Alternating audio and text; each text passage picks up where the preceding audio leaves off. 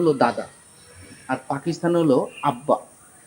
দাদার সাথে সম্পর্ক ভালো কিন্তু আব্বার সাথে সম্পর্ক ভালো না, এমন ছেলে এখন কিন্তু প্রায় পাবেন। আসসালামু আলাইকুম।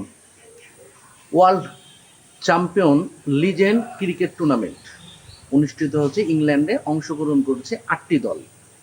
সেমিফাইনাল পর্যায়ের খেলা পাকিস্তান বনাম ইন্ডিয়া। একদিন আগে ইন্ডিয়া জানিয়ে দিল তারা পাকিস্তানের বিপক্ষে খেলবেন না, ওয়াক আউট করে মাঠ থেকে বাইরে চলে যাচ্ছে। খুবই ভালো কথা, কংগ্রেচুলেশন দাদারা। ক্রিকেট খেলা ছিল, কোনো যুদ্ধ ছিল না।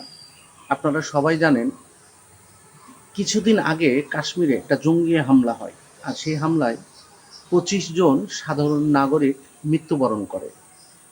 12 দিনের যুদ্ধ শুরু হয় পাকিস্তান এবং ইন্ডিয়া, চুক্তিবদ্ধ যুদ্ধবিরতি হয়। সেই যুদ্ধ কিন্তু এখন আর চলছে না, আমরাও শান্তিতে আছি। যুদ্ধ যে একটা ধ্বংস বয়ে নিয়ে আসে তার কিন্তু অনেক জ্বলন্ত উদাহরণ ছিল, আছে, থাকবে। ক্রিকেট এবং মানুষের প্রশ্ন, আইসিসি আসলে এই টুর্নামেন্ট থেকে ইন্ডিয়া যে বের হয়ে যাচ্ছে, সেমিফাইনাল খেলবে না, তার বিপক্ষে কি পদক্ষেপ নেবে? কোনো পদক্ষেপ নেবে না। কারণ হলো আইসিসি হলো পুতুল ইন্ডিয়ার কাছে। কেন বলছি? 100%-এর ভিতরে 80%, বিশেষ করে 80% স্পন্সার ইন্ডিয়ার, এবং ইন্ডিয়া আইসিসিকে নিয়ন্ত্রণ করে। এটাও খুবই ভালো কথা। শত্রুর চোখে চোখ রেখে কথা বলতে হবে।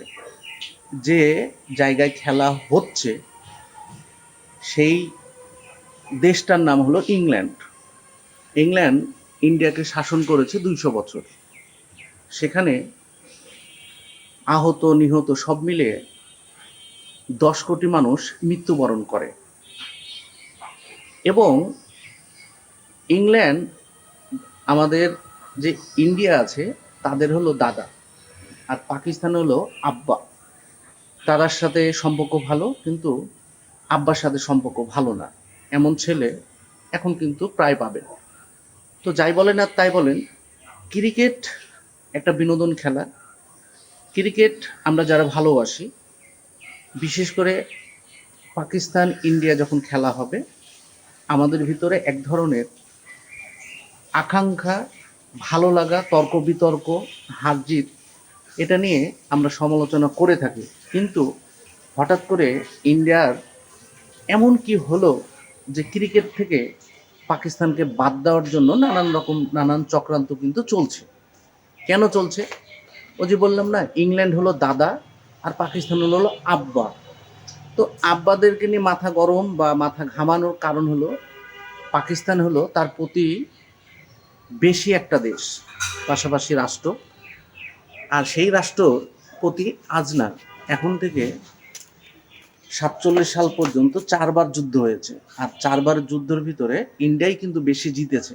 তারপরেও তাদের এত রাগ অভিমান যে ক্রিকেটের উপরে ঝাড়তে হবে,